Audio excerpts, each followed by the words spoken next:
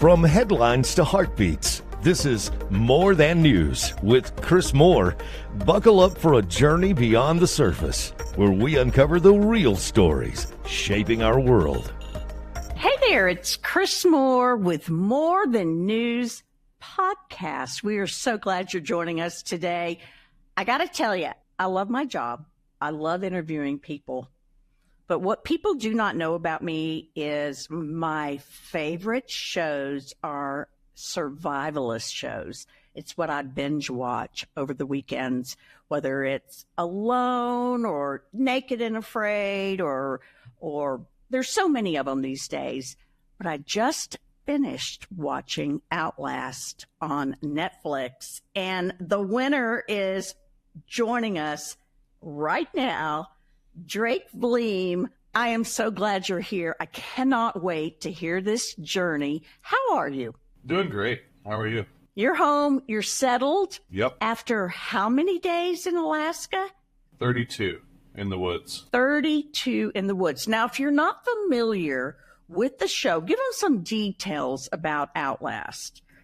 So it's a reality game show is what it is, but it's survival based, where they take 16 considered lone wolves and they slap them all together in the woods and say, let's see what happens. Let's see how personalities clash. Let's see how people react to certain other alpha personalities, whether it be male or female. And they just sit back and watch the chaos unfold. You know, and it was so fun to watch. This is the second season on Netflix of Outlast. But before we get into the show itself, let's talk a little bit about you, Drake. So give us your story. So I'm a native West Texan, born and raised in Midland. Spent most of my life working in the oil field, and I have 4 children, and I had children young, so I worked in the oil field starting young. Played football my whole life, all the way up through semi-pro, and I've done a lot of real crazy adventures and stuff, so I figured why not try this one out and see how it goes, and it paid off. I'll tell you what, so he is sitting down right now, so you can't see him. I'm a tall girl, and I walk around in 4-inch heels, so it makes me that. He is 6'7". Yeah. That's a lot of guy to be out in the woods trying to survive, because your calorie intake, what I need to survive and what you need to survive are way two different things. And we're going to get into that also. But how did you get into Outlast? This is a fun story. I've always wanted to do, the survival aspect of shows, whether it would have been Alone or Naked and Afraid or Survivor or The Amazing Race or any of them. So, sitting at home from the comfort of my couch, eating Cheetos, thinking, oh, I could do this. I have the skills to go out here and compete with these people and give them a run for their money. I just had a wild hair one day and I was like, you know what? I'm going to apply for this show. And I don't remember exactly how many applicants they said that they had. I want to say it was like 18,000 people tried to go. Wait, what? 18,000? That's 18,000 applicants for season 2 of Outlast. Wow. They picked 16 of us, and I just happened to be one of the lucky ones. Okay, so you're sitting at home in Midland, Texas. Now, you currently are working, as everyone is around here, in the oil field. So, and that's a tough job. If you're not from Texas and you're not familiar with the oil field, working in the oil field, tell them a little bit about how tough a job that really is. I mean, it can be grueling sometimes, and you get called out in the middle of it more nights than not, and then you still got to get up at 5 a.m. and go to work. But a lot of people will come to Midland for a job all over the states, and statistically, only about 10% of them make it. The rest of them give up and go back home. Well, it is tough. Yeah. But you don't have to fight bears. No, I didn't get to in Alaska either. I wanted to. I wanted to at least catch one and just try. You didn't even see any? Yeah, we did. I thought you saw a baby bear. Yeah, we did. We saw a bear cub. He hung around our camp for a few days. He was a little orphan cub. But we were in the state of Alaska. We had to abide by Alaskan rules, and it just happened to not be bear season. So we weren't able to harvest it. We weren't able to mess with it. They're a federally protected animal when it's not in season. We couldn't even touch it. And there was many times where Drew and I were close enough to touch it. I love the fact that your team, you and Drew, were from Texas. And I asked Drake before we started recording, I was like, now, is Drew from Austin? He's like, yeah, whenever he has a party. Yep, he owns a party boat company. Party boat company. He's from Hallettsville, Texas. Where is that? I don't know exactly where Hallettsville is. I mean, of course, I know where Austin is, but I want to say it's in southeast Texas. Southeast Texas. So you two boys won. You split $1 million. Both of y'all got $500,000. But this is a whole process. You told me, I said, so is it good to be home? And you said you were actually gone for 3 months. Almost 3 months. Almost 3 months preparing, doing the show, and then you have to kind of decompress afterwards. Yeah.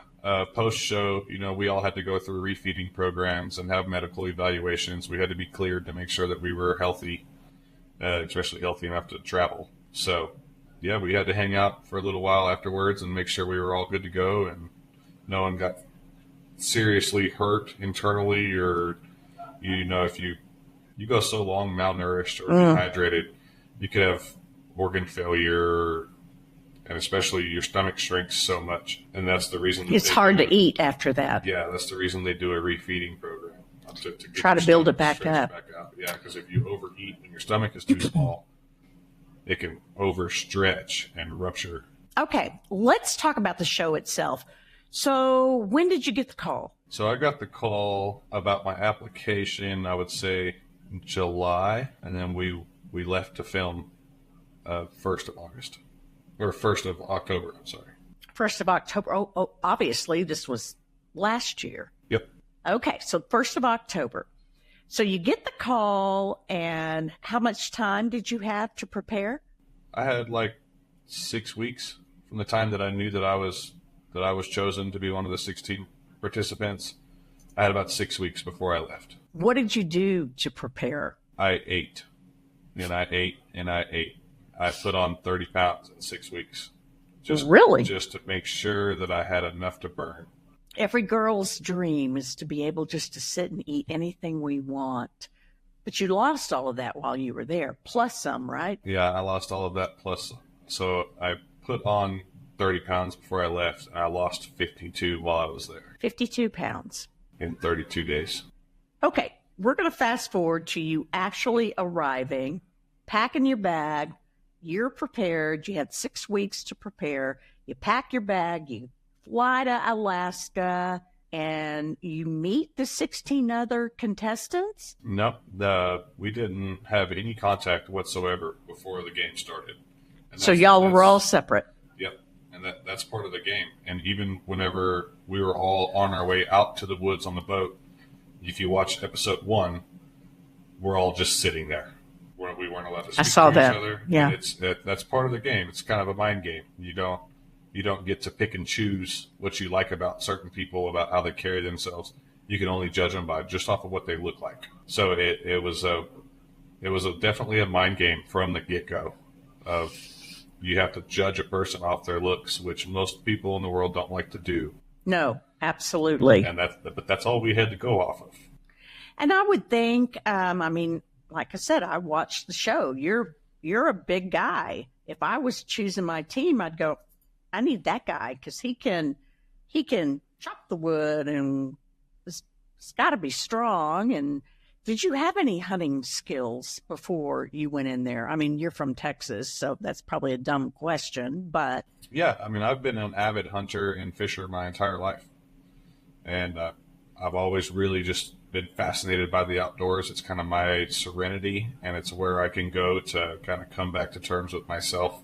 So, I really felt at home out there. It was absolutely beautiful. And I'm kind of intrigued. So you went in October, and it was already very cold in Alaska. Well, yeah. We were in Alaska. I guess it never even in the summer, it doesn't get hot, It never gets warm. I'm sure if it got 100 degrees in Alaska like it does here, I mean, people would die. How do you choose?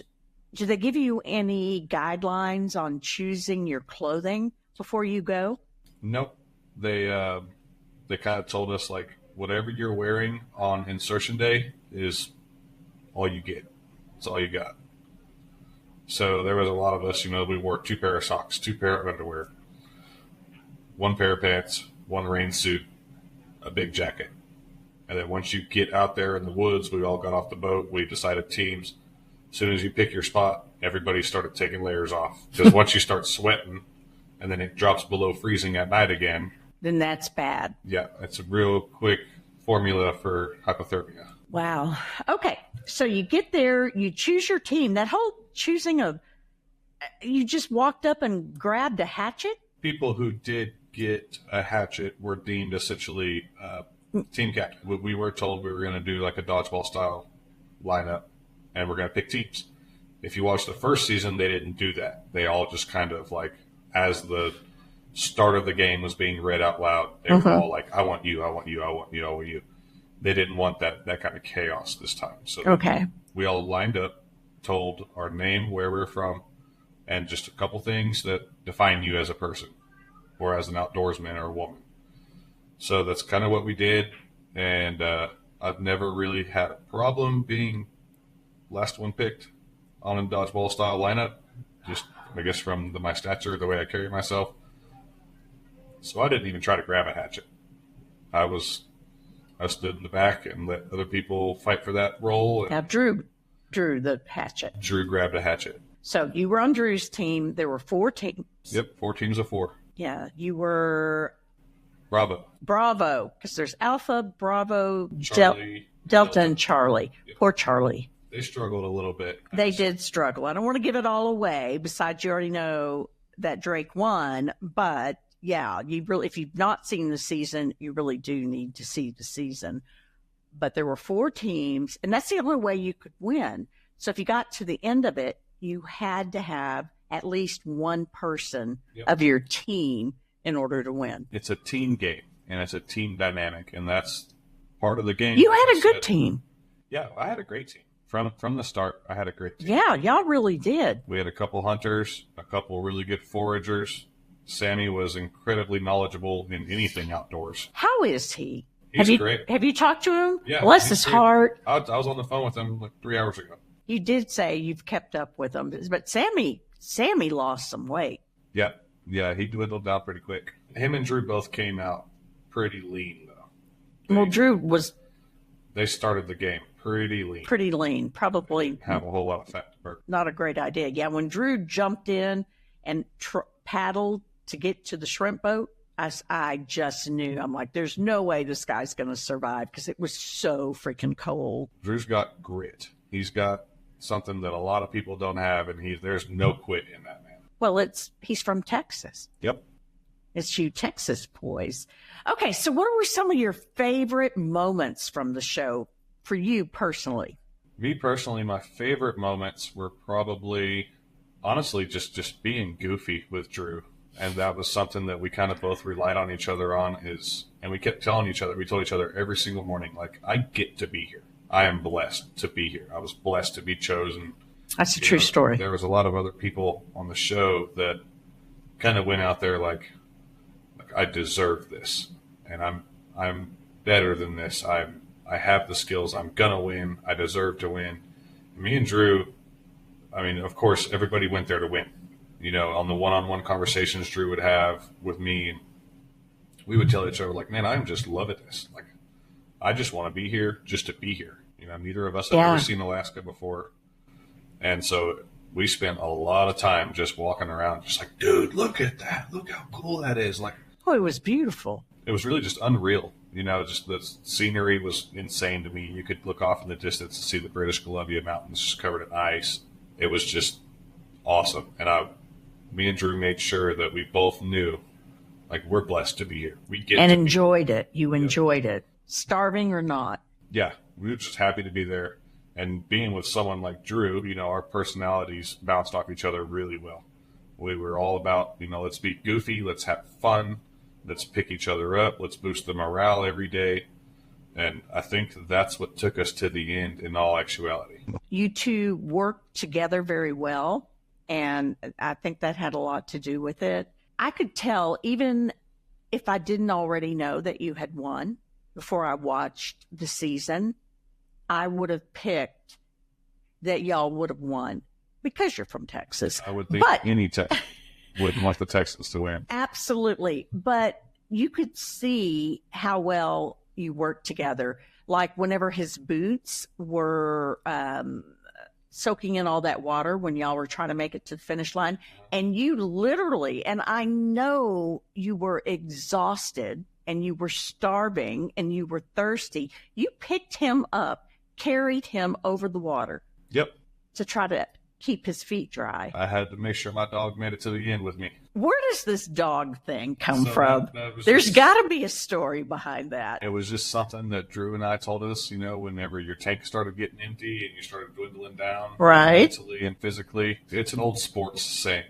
Okay. Of when you're worn out and that you have more, you always have more. If you're not laying on the ground dying, you have more. You can continue to give. You can continue to push. Yeah. So that was kind of our saying, we got that dog in us and we're going to let it out. So you lost 52 pounds, Yep. You said. What did you eat? I mean, you had the shrimp how far along in the show? That was 2 weeks in, a week in before you got the boat and the shrimp. But y'all weren't catching shrimp. It was almost 3 weeks in. And, yeah, we didn't catch a whole lot of shrimp. Our main diet was just crabs, squirrels. We were shooting squirrels with our bow.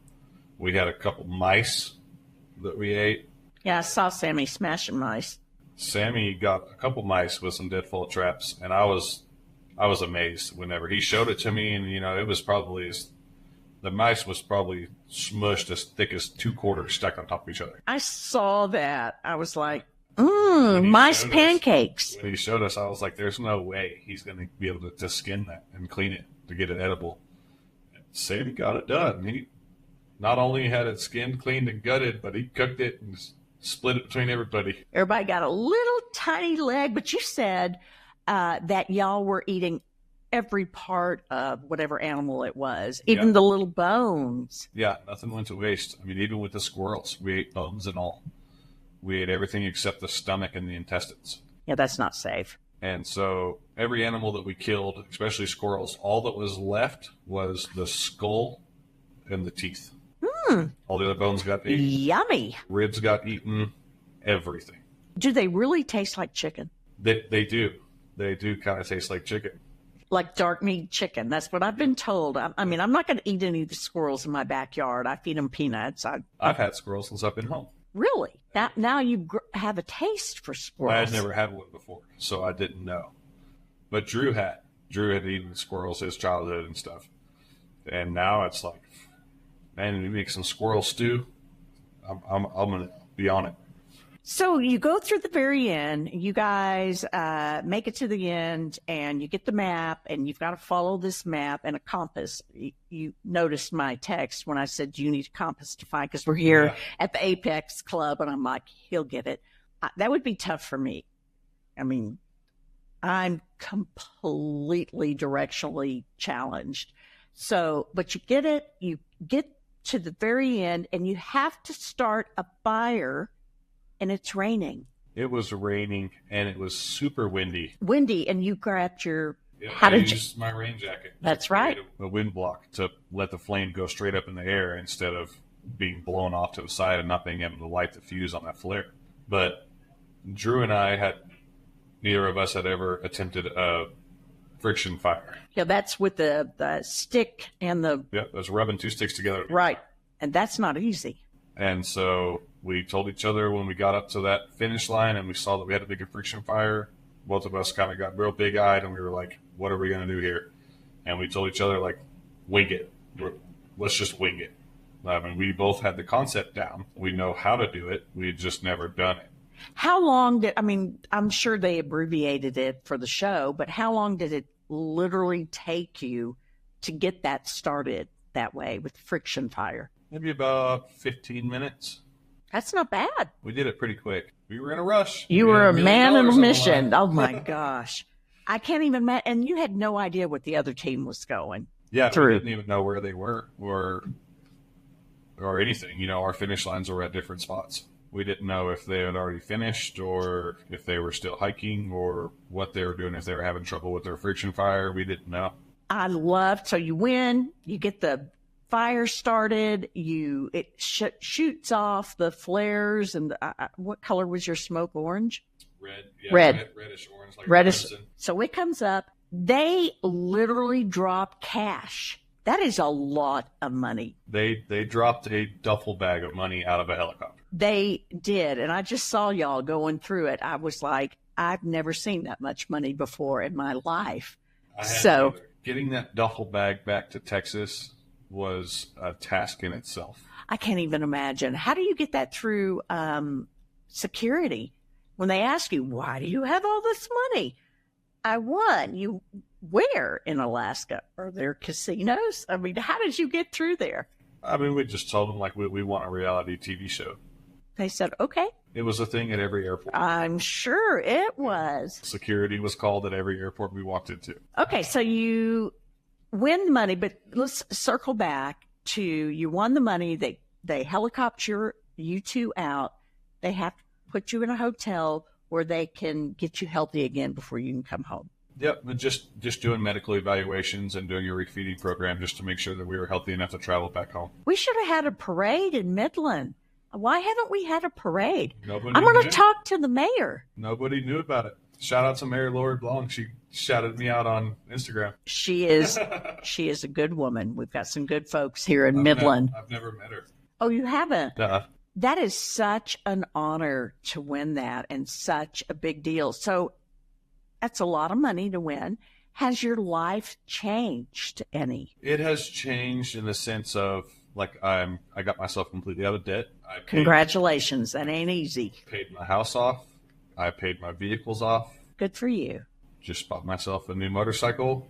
Be careful. It's Midland. And the rest will be invested and starting some trust funds for my children to make sure that they have a college fund have a healthy start to adulthood with whatever direction they want to go with it, whether they want to go to college or trade school or join the workforce like I did. Hopefully they don't choose that one. But so I was trying to set up this interview, and it's really a fun story. He's like, well, let me see what days I'm not working. I'm like, you just won $500,000. Can you not take a couple of days off? Are you going to take a vacation at some point? Maybe. I mean, my whole life revolves around work. It always has. Yeah. And if I'm not working, then I'm coaching my son's football team or I'm trying to spend some quality time with my wife. So, I mean, my schedule's fairly busy. Work has just always been a staple in that schedule. And that's probably one of the reasons, obviously the size and the determination, that you did win, because you have a good work ethic. And that is very important when you can't be somebody that's spoiled and be out there, because you've got to take it all on yourself. I've always been a workhorse, and when I slow down, and that's another reason I'm afraid to quit working, because when I slow down and I start getting lazy and complacent, my body starts to fall apart is what it feels like. My body hurts, and, I've been working the hell out of it for the better part of a decade. If I slow down, I'm afraid it won't work anymore the way I want it to. Okay, so what's next? What is the next step for Drake? I would really like to continue doing TV. I want to do other. You're good at it. You should. I want to do other TV shows, and I've been applying for some other TV shows, and I'm in the process of getting a team together to help me get on other TV shows or do movies or anything of the sort. I want to get away from the everyday hustle and bustle and kind of enjoy my life enough and do something that'll support me and my family financially and satisfy you. But it'll also satisfy the hunger of, like, I don't want to live a normal life. I want to go out and I want to do something extraordinary. That's my goal. I love that. So anybody that's listening or watching right now, how do they get a hold of you? Is there a Drake Vliem? I know you have a Facebook page. Are you going to put together a website, or how do they get a hold of you? Anybody can reach out to me on Facebook or Instagram. Just search up my name, Drake Vliem. I before E, except after C, just so you know, because I sent out a wrong email.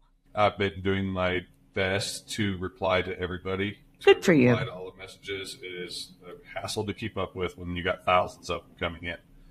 But I'm doing my best to reach back to everyone that's reaching out to me. I love all the support. I want all the support. I want all the love. Even the hate messages. I've gotten a whole lot of hate messages. For what? But I'm replying to them as well. Just the whole Sammy thing. Oh. At the end. That would have been a very hard decision. It was a hard decision. But I think he understood, and I don't know if he could have made it. You would have been carrying him also. At the end of the day, Sammy made his decision to go home. Yes, he did. Would we have won with Sammy on our team? Probably. We probably still would have won. I mean, I carried Drew. Mm-hmm. Carry Sammy. I know. Whatever needed to be done for us to hit that finish line first, I would have had it done. Sammy understood. Sammy's a good man. Sammy was ready to go home. But he was not looking well. I was worried, and I'm sitting at home eating Cheetos. But I was like, Sammy's not looking good. That was a good decision, I feel like, on your part.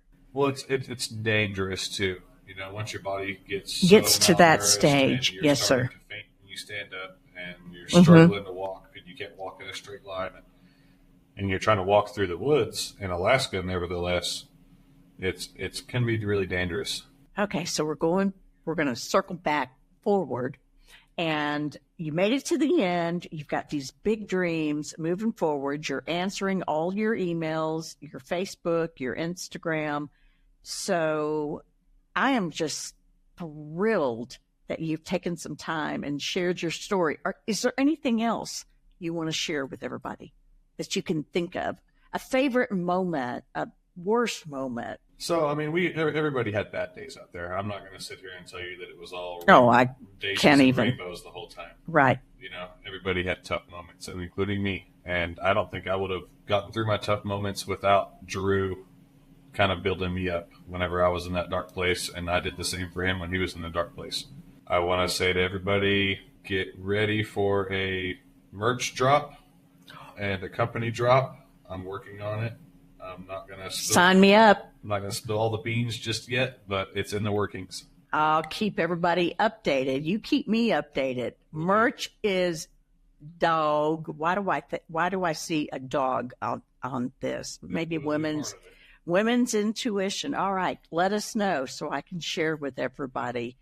Again, I want to thank you so much for joining us today. You're going to have to keep me updated on what you're doing in the future. We'll get you back on, especially with the merch drop. Will do. Perfect.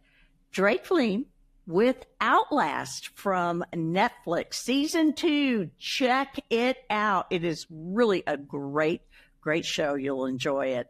And be sure and like whichever podcast you're listening to. Be sure and like us, subscribe, and YouTube also. This is Kris Moore with More Than News. You've been listening to More Than News with Kris Moore. Join us next time as we continue to dig deeper, ask tougher questions, and bring you the insights that truly matter.